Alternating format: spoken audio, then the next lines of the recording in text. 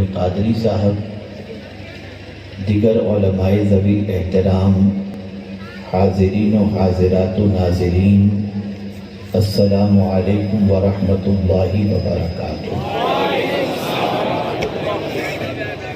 جس آیہ کریمہ کی تلاوت کا میں نے شرف حاصل کیا، اس سے متعلق کچھ معروضات پیش کرنے سے پہلے آقا کریم رؤوف الرحیم علیہ التحیۃ والتسلیم کی بارگاہ بےکس پناہ میں جس طریقے سے پڑھاؤں، عقیدت و محبت میں ڈوب کر اسی طریقے سے درود و سلام کا نذرانہ پیش کریں۔ الصلاۃ والسلام علیک یا رسول اللہ، الصلاۃ والسلام علیک یا حبیب اللہ، الصلاۃ والسلام علیک یا نبی اللہ، الصلاۃ والسلام علیک یا نور اللہ، وعلی آلک واصحابک یا حبیب اللہ، صلی اللہ تعالی علیہ وسلم۔ جے پور کی سرزمین پر چھٹی رجب گزرنے کے بعد 7 رجب لگ چکی ہے، اور آپ اور ہم اس وقت بارگاہ سلطان الہند میں خراج عقیدت پیش کرنے کے لیے حاضر ہیں۔ میں تھوڑا سا وقت آپ کا لوں گا، بھرپور خطاب آپ نے سماعت فرما دیا، موسم میں خنکی بھی ہے، اور میں زیادہ وقت لیے بغیر کچھ ضروری باتیں آپ کی سماعتوں کے حوالے کرنا چاہوں گا۔ اسلام کیوں آیا اور پیغمبر رحمت صلی اللہ علیہ وسلم کیوں تشریف لائے، اور ہندوستان کی سرزمین پر خواجہ غریب نواز کیوں تشریف لائے، بس تھوڑا سا اس کو سمجھیں۔ اسلام اللہ کا پسندیدہ دین ہے، اور اللہ نے اس دین کو ہمارے لیے پسند کیا، اور زندگی گزارنے کے اصول و ضوابط اس کے اندر رکھے گئے، اور واضح طور پر اس سے محبت کے حوالے سے یہ فرمایا گیا کہ اس مذہب پر قائم کب تک تمہیں رہنا ہے، تو فرما دیا گیا یا ایھا الذین آمنوا اتقوا اللہ حق تقاتہ ولا تموتن الا وانتم مسلمون۔ اے ایمان والو، اللہ سے ڈرو جیسا کہ اس سے ڈرنے کا حق ہے، مت مرنا مگر اسلام کی حالت میں، جیو بھی تو مسلمان بن کر اور مرو بھی تو مسلمان بن کر۔ جس کے پاس کوئی قانون اور دستور نہیں ہوتا، اس انسان کی زندگی بڑی خراب ہوا کرتی ہے، اور جو قانون کے دائرے میں رہ کر زندگی گزارتا ہے، اس کی زندگی بڑی فائدہ مند ہوتی ہے اور ڈسپلین والی ہوا کرتی ہے۔ ایک بات آپ کے سامنے عرض کرتا ہوں، اسے ذہن میں رکھو۔ آج پوزیشن یہ ہے، کسی کے سامنے یہ کہا جائے کہ یہ ڈاکٹر صاحب ہیں، تو کہتے ہی دماغ کے اندر ایک بات پیدا ہوتی ہے کہ یار سرجن ہیں، ڈسپینسری میں بیٹھتے ہیں، فزیشین ہیں، کیا ہے؟ اور ذہن میں یہ بات آتی ہے کہ یہ کلینک کے اندر پریکٹس کرتے ہوں گے، آدمی ان کے بارے میں پوچھتا ہے، کبھی کوئی آئی اسپیشلسٹ کے بارے میں کہتے ہیں تو آدمی ان سے کارڈ لیتا ہے، ڈاکٹر صاحب میں آنکھ دکھانے کے لیے آؤں گا۔ آئی اسپیشلسٹ کہتے ہی دماغ کے اندر ایک بلب روشن ہوتا ہے کہ یہ آنکھوں کے اچھے ماہر ہیں۔ اسی طریقے سے اگر کسی کے بارے میں کہا جائے یہ کمپیوٹر انجینئر ہیں، تو آدمی سمجھ جاتا ہے کہ یہ اس فیلڈ کا ایکسپرٹ ہے۔ اگر کسی سے کہا جائے یہ لائر ہے، تو سمجھ میں آ جاتا ہے کہ یہ کیس لڑتے ہوں گے۔ کسی سے کہا جائے یہ جج ہے، تو اس انسان کی تعلیمی لیاقت انسان کے دماغ میں ابھرتی ہے۔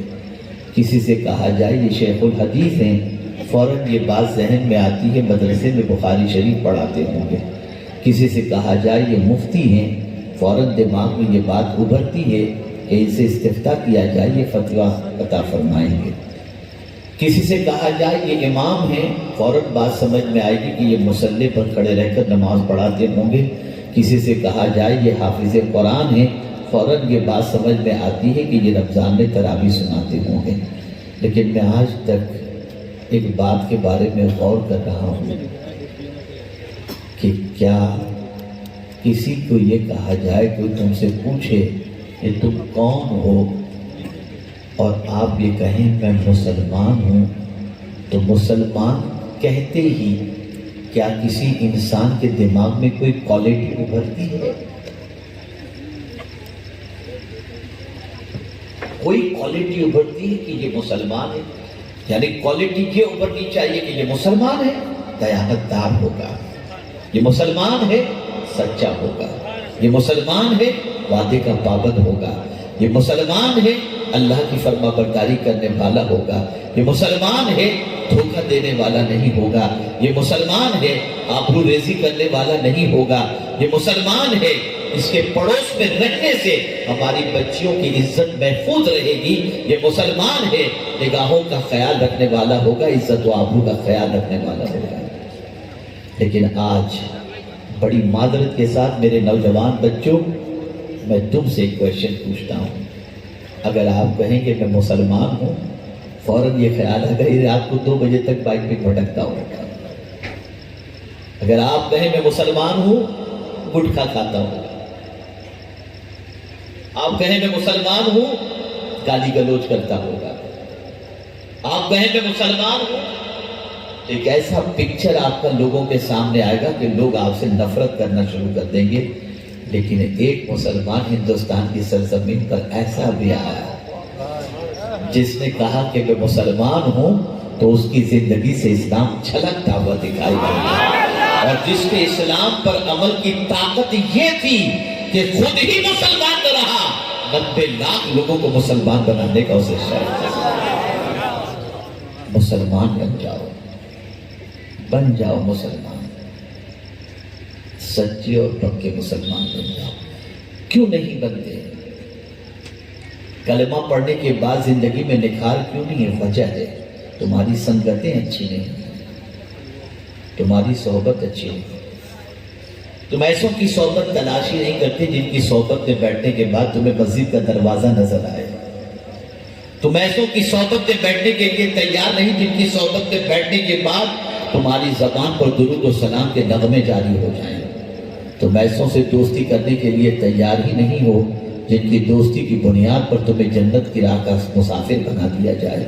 یاد رکھو، ہمیشہ یاد رکھو، اللہ والوں کی دوستی دنیا میں بھی کام آئے گی اور آخرت میں بھی کام آئے گی۔ دوستوں کا اثر ہوتا ہے۔ میں زیادہ وقت نہیں لوں گا، بہت مختصر میں کچھ بات آپ کی سماعتوں کے حوالے کر دوں۔ غریب نواز علیہ رحمت و رضوان اچھی صحبت کے فائدے کے حوالے سے ارشاد فرماتے ہیں، اچھی صحبت یا اچھوں کی صحبت اچھے کام کرنے سے بھی بہتر ہے۔ یعنی آپ تسبیح لے کر کے 100 مرتبہ کلمہ طیبہ کا ورد کریں، اس سے بہتر اگر کوئی چیز ہے تو وہ یہ ہے کسی اللہ والے کے پاس آپ تھوڑی دیر جا کر کے بیٹھیں۔ غریب نواز فرماتے ہیں، اور میرا یہ جملہ زندگی بھر کے لیے دل و دماغ کے اندر نقش کر لو، انسان بنتا بھی ہے صحبت سے اور بگڑتا بھی ہے صحبت سے۔ اچھی صحبت ملی تو انسان اچھا بن گیا، اور بری صحبت ملی تو انسان بگڑ گیا۔ اللہ والوں کی صحبت اختیار کرو۔ کیسوں کی صحبت؟ جن کی صحبت میں بیٹھنے کے بعد تمہیں اللہ یاد آ جائے، جن کی صحبت میں بیٹھنے کے بعد گناہوں سے نفرت پیدا ہو جائے، جن کی صحبت میں بیٹھنے کے بعد تمہاری زندگی میں نکھار پیدا ہو جائے۔ میرے نوجوان بچوں، میں تم سے سوال پوچھنا چاہتا ہوں، کیا تمہیں زندگی میں کوئی ایسا شخص بھی یاد ہے جو تمہارے ساتھ رہا ہو اور تمہیں تمہارے ساتھ رہ کر اس سے گناہوں اس کے دل میں گناہوں سے نفرت پیدا ہو گئی؟ نہیں۔ کیا تمہیں ایسا انسان بھی یاد ہے جو تمہارے قریب رہا ہو، مسجد کا مسافر بن گیا ہو، مسجد کا راہی بن گیا ہو؟ نہیں، اس لیے کہ تم خود مسجد کے دروازے کے قریب رہتے ہو، اذان تمہارے کانوں سے ٹکراتی ہے اور تم مسجد میں جانے کے لیے تیار نہیں ہوتے، نتیجتاً تمہاری زندگی خراب ہوتی جا رہی ہے۔ بدلو اپنے آپ کو، چینج کرو اپنی لائف کو، زندگی میں انقلاب پیدا کرو۔ تم کچھ بن سکو یا نہ بن سکو، ڈاکٹر بن سکو یا نہ بن سکو، لائر بن سکو یا نہ بن سکو، انجینئر بن سکو یا نہ بن سکو، بس صرف میرا پیغام اتنا ہے کہ اچھے انسان بن جاؤ۔ اچھے انسان، اور اچھا انسان کون ہے؟ اچھا انسان وہ ہے کہ رسول اعظم صلی اللہ علیہ وسلم فرماتے ہیں خیر الناس من ینفع الناس، تم میں سب سے اچھا انسان وہ ہے جو لوگوں کو نفع پہنچاتا ہو، لوگوں کو نفع۔ تمہاری ذات کسی کے لیے تکلیف دہ نہ ہو، تمہاری ذات کسی کے لیے اذیتوں کا سبب نہ بنے، تمہاری ذات سے کسی کی دل آزاری نہ ہو۔ آپ جانتے ہیں خواجہ صاحب کی زندگی کا ایک واقعہ آپ کی سماعتوں کے حوالے کروں۔ خواجہ صاحب کے پڑوس میں ایک شخص رہتا تھا جس کا انتقال ہوا، تو سلطان الہند غریب نواز رحمۃ اللہ تعالی علیہ تشریف لے گئے اس کے جنازے کے اندر، اور جنازے میں تشریف لے جانے کے بعد جب اس شخص کو قبر کے اندر اتار دیا گیا، اور اتارنے کے بعد جب سب لوگ چلے گئے تو میرے خواجہ اس کی قبر کے پاس کھڑے رہے۔ فرماتے ہیں قطب الدین بختیار کاکی رحمۃ اللہ تعالی علیہ کہ اس وقت غریب نواز کے چہرے کا رنگ متغیر ہو رہا تھا، کچھ دیر کے بعد پھر غریب نواز رحمۃ اللہ تعالی علیہ کے چہرے کا رنگ نارمل ہوا اور آپ کے چہرے پر تبسم ظاہر ہوا۔ پوچھا گیا بعد میں کہ حضرت پہلے آپ کا چہرہ جو ہے وہ متغیر ہو گیا تھا، اس کے بعد آپ کے چہرے پر رونق آئی، وجہ کیا تھی؟ ارشاد فرماتے ہیں کہ قبر میں جس مردے کو اتارا گیا تو اس کے قریب جب عذاب کے فرشتے آئے تو میں گھبرا گیا اور اس کے حال پر مجھے ترس آنے لگا۔ تھوڑی دیر کے بعد میرے قریب نے کرم فرمایا اور وہ عذاب کے فرشتے چلے گئے اور رحمت کے فرشتے آئے، اور اللہ تعالیٰ نے اس کے گناہوں کو بخش کر اس کو جنت کا مزدہ فضا عطا فرمایا، تو میرے چہرے پر مسکراہٹ آ گئی۔ یہاں مجھے بتانا کیا ہے اس کو آپ سمجھیں۔ آج ہمارے یہاں جنازے کے اندر بھی یہ پہچان ہو گئی ہے کہ مالدار مرے تو جنازے میں تعداد زیادہ ہوگی اور غریب مرے تو کاندھا دینے والا بھی کوئی نصیب نہیں ہوتا۔ کیا حال بن چکا ہے ہمارا، کیسی زندگی ہم نے بنا لی۔ ہم اسٹیٹس دیکھ کر جنازے میں بھی شریک ہوتے ہیں، ہم اسٹیٹس دیکھ کر شادیوں میں شریک ہوتے ہیں، ہم اسٹیٹس دیکھ کر دعوتوں میں شریک ہوتے ہیں۔ یہ ہمارا مزاج بن چکا ہے۔ کیا ہمیں خواجہ سے محبت ہے؟ کبھی ان کا طریقہ زندگی ہم نے دیکھا؟ ان کا طریقہ حیات ہم نے دیکھا؟ کچھ بھی ہم نے نہیں دیکھا۔ نہ ان کے نقش قدم پر چلنے کا جذبہ، نہ لوگوں کو نفع پہنچانے کا جذبہ، بلکہ ہمارا حال اتنا برا ہے، اتنا برا ہے کہ اللہ رحم فرمائے کہ اب میکسیمم ان پڑھ مسلمانوں کے حوالے سے یہ بات مشہور ہوتی جا رہی ہے کہ دھوکہ دینا، پیسہ کھا جانا، غلاظت کرنا، بدبو ان کے علاقے سے آنا، اور کوئی برائی ایسی نہیں جو ان کے اندر نہ ہو۔ جب ایسا کوئی شخص مل جائے تو سمجھ لینا وہ مسلمان ہے۔ یاد رکھو تمہیں اپنی آئیڈینٹی چینج کرنی ہے، اپنی شناخت چینج کرنی ہے۔ ایسے بن جاؤ، ایسے بن جاؤ کہ اگر تمہارے قریب کوئی آ جائے تو اس کے سینے میں اسلام کی شمع روشن ہو جائے، اس کے دل میں اسلام کی عظمت روشن ہو جائے، عظمت کا چراغ جل جائے۔ تو اپنے آپ کو چینج کرو، بدلو اپنے آپ کو۔ حضور کیوں تشریف لائے؟ رسول اعظم صلی اللہ علیہ وسلم اس لیے تشریف لائے جو نام کے انسان ہیں انہیں کام کا انسان بنانے کے لیے تشریف لائے، اور کام کا انسان وہی ہے جو لوگوں کے کام آئے۔ میرے پیارے آقا صلی اللہ تعالی علیہ وسلم کے پیارے دیوانوں، تفصیلی خطاب محب گرامی سے آپ نے سماعت فرما لیا ہے۔ بس غریب نواز کے 3 قول آپ کی سماعتوں کے حوالے کر کے میں اپنی گفتگو کو ختم کرتا ہوں۔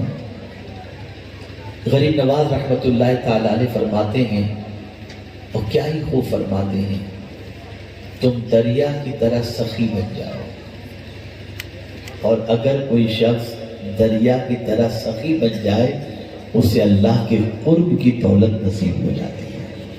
سخاوت یہ بہت عظیم دولت ہے، یہ بہت عظیم سرمایہ ہے۔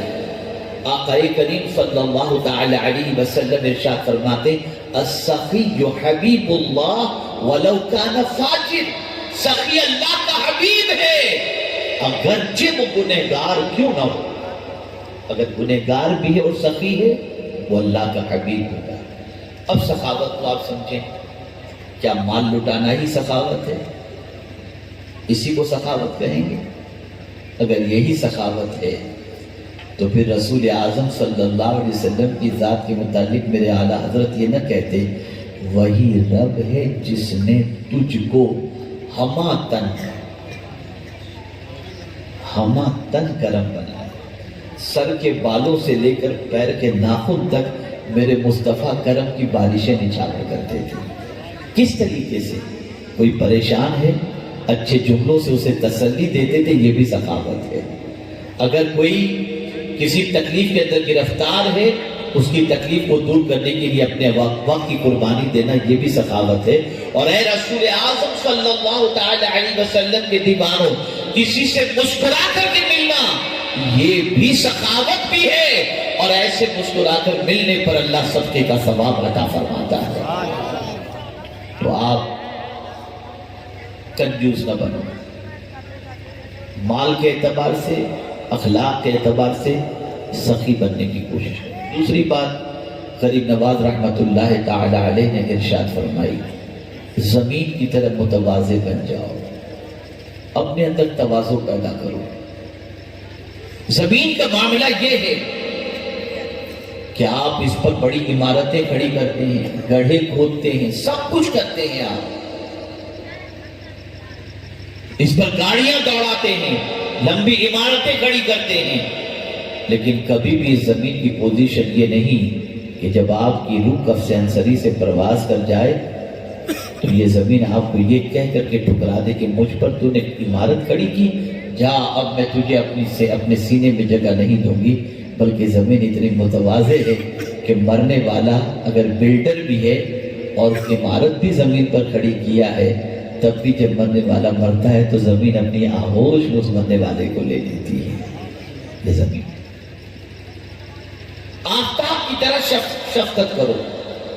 میرے پیارے آقا صلی اللہ تعالی علیہ وسلم کے پیارے دیوانوں، ہزاروں لاکھوں میل کی دوری پر موجود آفتاب چمکتا ہے اور پوری دنیا کو روشن کرتا ہوا دکھائی دیتا ہے۔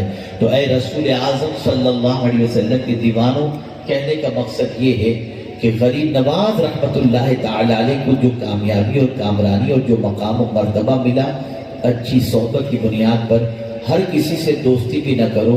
تم دوستی کرنے سے پہلے انسان کو دیکھ لو کہ اس انسان کی عادتیں کیا ہیں، اس انسان کے اخلاق کیا ہیں، اس انسان کا کیریکٹر کیا ہے، یہ ساری چیزوں کو دیکھ کر دوستی کرو۔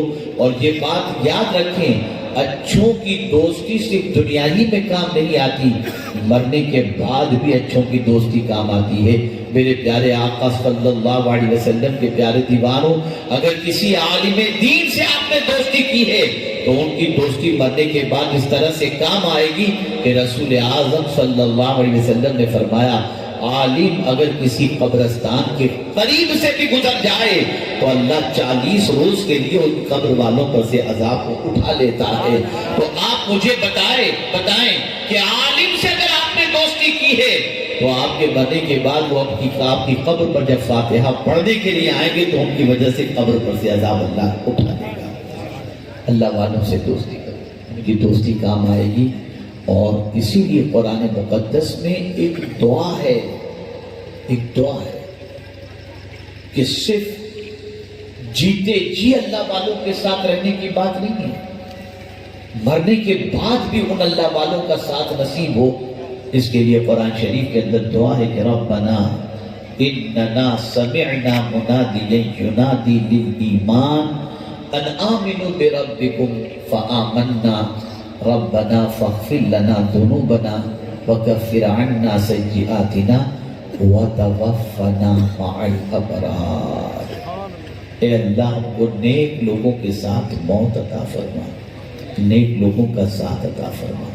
میرے پیارے آقا صلی اللہ تعالی علیہ وسلم کے پیارے دیوانوں، اے نوجوانوں، خاص طور پر میں تم سے گزارش کروں گا تم معاشرے کو سدھارنے کی جد و جہد کرو، تم نوجوانوں کے بگڑے ہوئے حالات کو سنبھالنے کی کوشش کرو، تم اپنے آپ کو پرفیکٹ کرنے کی کوشش کرو اور ایسا ماحول بناؤ کہ جو تم سے قریب ہو وہ مدینے سے قریب ہو جائے، جو تم سے قریب ہو وہ نیکیوں سے قریب ہو جائے، جو تم سے قریب ہو وہ برائیوں سے نفرت کرنے والا بن جائے۔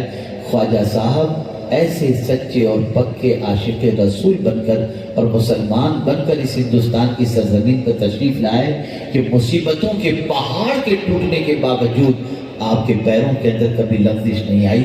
ایک بات مجھے یاد آ رہی ہے غریب نواز علیہ الرحمہ سے متعلق، اسے بھی ذہن کے اندر محفوظ کر لیں۔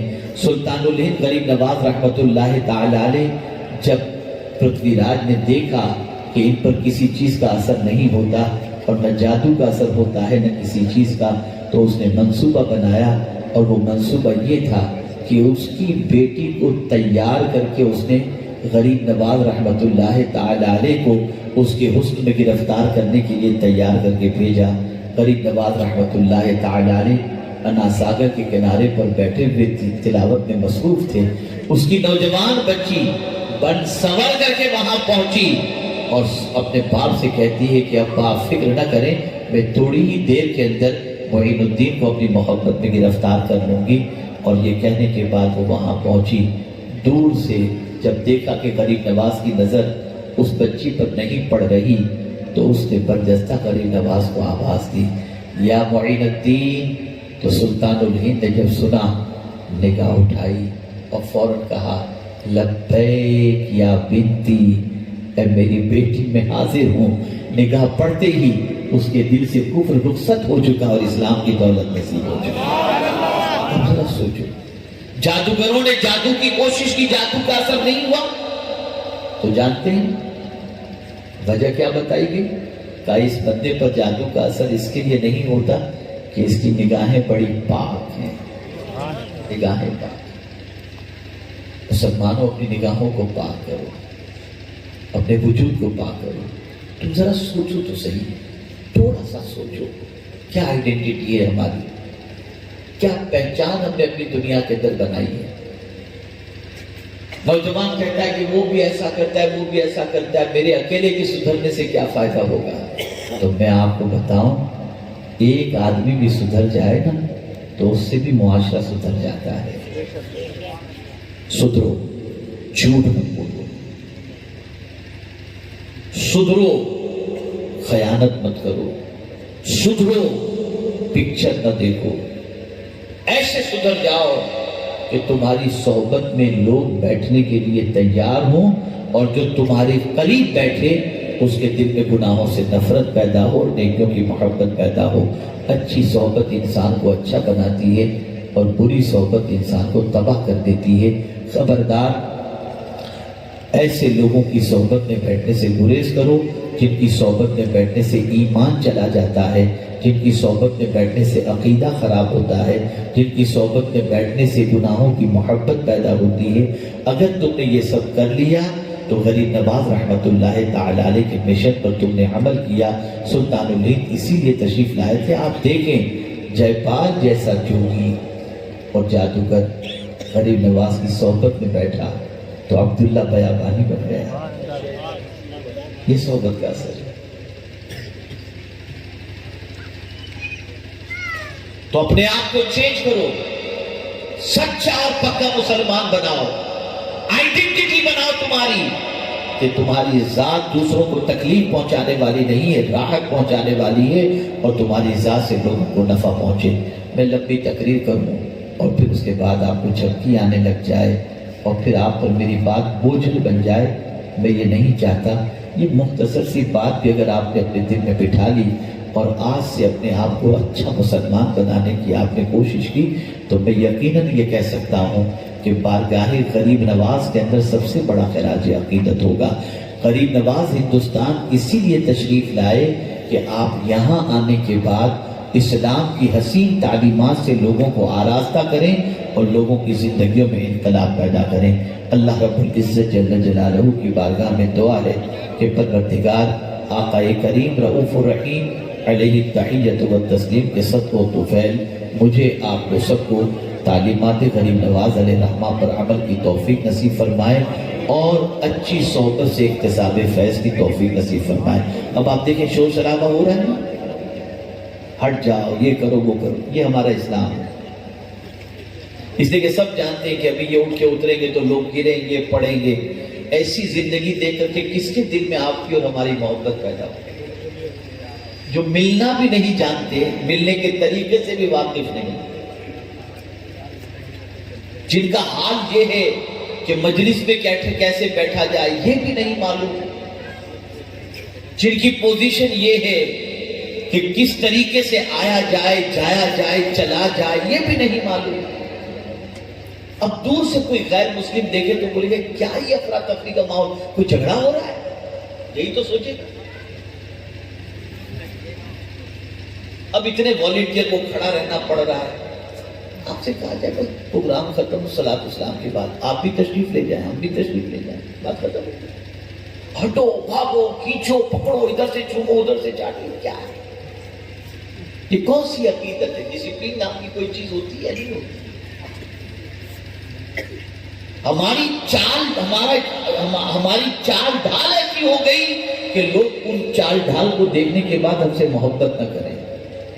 بسوں میں دیکھ لیجئے، ٹرین میں دیکھ لیجئے، ایون یہاں تک میں آپ کو بتاؤں گا تو حیرت ہوگی، بڑی معذرت کے ساتھ حج کی فلائٹ جو ہوتی ہے اس کے اندر جو مسلم پیسنجر ہوتے ہیں نا، اس فلائٹ کے اندر باتھ روم میں پانی بھی آپ کو صحیح نہیں ملے، اور فلائٹ میں بیٹھ کر کے مسلمان کیا کرتا ہے؟ سیٹ پہ کپڑے ڈال، میں بیٹھ جاؤں، یہ بھاگم بھاگے سارے۔ اور وہی فلائٹ یورپین کنٹریز کے لیے جائے گی نا تو اس میں اتنی ڈسپلین ہوگی جس کی کوئی انتہا نہیں۔ یہ ہماری حالت ہے۔ پوری دنیا کو ڈسپلین سکھانے والے آج سب سے زیادہ ان پڑھ اور گنوار بن چکے ہیں، سب سے زیادہ، کوئی تمیز نہیں ہے ہمارے اندر۔ ذرا غیر مسلموں کے علاقے میں جا کر کے دیکھیے رات کو 10 بجے کے بعد، اور صبح ان کے علاقوں میں جا کر کے دیکھیے۔ آپ کے سانگانیر کے علاقے کی میں بات کرتا ہوں، صبح کبھی ہم پہلی فلائٹ پکڑنے کے لیے ایئرپورٹ کی طرف جاتے ہیں تو ہمیں واک کرتے ہوئے، جاگنگ کرتے ہوئے زیادہ تر غیر مسلم بھی نظر آتے ہیں، مسلمان کی تو صبح 12 بجے۔ یہ ہماری زندگی، یہ ہمارا حال ہو چکا ہے۔ کیا ہم نے غریب نواز کی تعلیمات پر عمل کیا؟ کیا ہم نے اپنے آپ کو سنبھالا؟ تو بدلو اپنے آپ کو، پرفیکٹ بنو، اور تمہیں کسی سے کوئی چیز سیکھنے کی ضرورت نہیں ہے۔ ذرا دیکھیں ٹی وی میں ہیرو کیسا چلتا ہے، وہ کپڑے کیسے پہنتا ہے، اس کی بات کرنے کی سٹائل کیسی ہے؟ نہیں، بالکل نہیں۔ نہ عورتوں کو یہ دیکھنے کی ضرورت ہے کہ ہیروئن کیسے بال رکھتی ہے اور کیسی زندگی گزارتی ہے۔ سن لو، میرے رب نے فرمایا زندگی گزارنے کے لیے اگر کسی کو دیکھنا ہے نا تو صرف ایک ذات کو دیکھو، اور میرے محبوب کو دیکھو۔ وہ جیسا چلتا تھا تم اس کے نقش قدم پر چلو، تمہیں عبادت کا ثواب مل جائے گا۔ تو ادھر تو دیکھ ہی نہیں رہے آپ، دیکھ ہی نہیں۔ مشائخ چشت میں سے ایک بزرگ 30 سال تک روتے رہے اور آسمان کی طرف کبھی نگاہ اٹھا کر کے انہوں نے نہیں دیکھا۔ غریب نواز رحمت اللہ تعالی علیہ فرماتے ہیں، میں نے اس بزرگ سے پوچھا کہ حضور کیا بات ہے کہ آپ مسلسل رو رہے ہیں اور نگاہوں کو نیچی کیے ہوئے؟ ارشاد فرماتے ہیں مجھ سے انجانے میں ایک سنت چھوٹ گئی تھی۔ ایک سنت، وہ کون سی سنت؟ ارشاد فرماتے ہیں کہ وضو میں انگلیوں کا خلال کرنا یہ نبی کی سنت ہے۔ مجھ سے یہ سنت چھوٹی تو میرے دل میں یہ خیال پیدا ہوا کہ قیامت میں انہی ہاتھوں سے، حضور کے ہاتھوں سے جام کوثر لینا ہوگا۔ اگر حضور نے قیامت میں یہ کہہ دیا کہ ہاتھ تو اللہ نے دیے ہی اس لیے تھے تاکہ اس سے تو میری سنت پر عمل کر، اب تجھے جام کوثر دوں کیسے جبکہ تو نے اپنے ہاتھوں سے میری سنت پر عمل نہیں کیا؟ اس تصور سے میں 30 سال سے ہو رہا ہوں۔ اب ذرا سوچو، ہم سنتیں ترک نہیں کر رہے، آج کا مسلمان فرائض بھی ترک کر رہا ہے۔ اس لیے بدلو اپنے آپ کو، اچھے مسلمان بنو، پرفیکٹ مسلمان بنو، تمہاری زندگی سے اسلام چھلکتا ہو، تمہاری زندگی سے اسلام کا حسن بے نقاب ہوتا ہو، تمہاری عادتوں سے اسلام چھلکتا ہوا دکھائی دے۔ انشاءاللہ تمہارے وجود کی برکت سے اللہ لوگوں کے دلوں سے نفرت کو نکال دے گا، اور اسلام اور پیغمبر اسلام صلی اللہ علیہ وسلم کے صدقے میں اللہ تمہارے دلوں میں محبت پیدا فرما دے گا۔ یاد رکھیں، عاشق رسول کی اور عاشق خواجہ ہی کی صحبت اختیار کرنا تاکہ تمہارا سینہ رسول اعظم صلی اللہ علیہ وسلم کی محبت سے منور و مجلہ ہو جائے۔ اللہ تعالیٰ مجھے آپ کو سب کو توفیق عطا فرمائے اور غریب نواز علیہ رحمہ کے مشن پر عمل اور اس کو عام کرنے کی توفیق نصیب فرمائے۔ وَمَا عَلَيْنَا إِلَّا الْبَلَاغُ الْمُبِينُ۔ السلام علیکم ورحمۃ اللہ وبرکاتہ۔